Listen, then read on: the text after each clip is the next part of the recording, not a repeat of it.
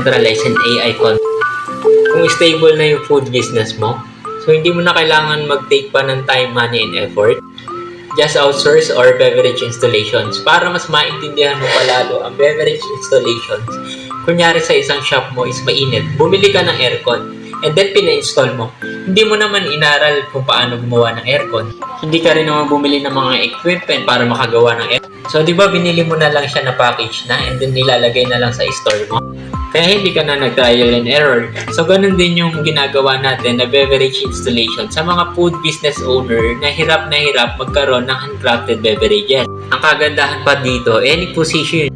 So, kung yung food business mo hindi pa naman ganun ka-busy and pwede pa naman siya idagdag sa workload, so, ganun na lang siya kasimpleng gawin. So, kahit saan ka kumuha na station na wala pang masyadong product. So, ano yung result na ibibigay ni Centralized AI Concept? Number 1 is long-lasting flavor. Nakasadya siya na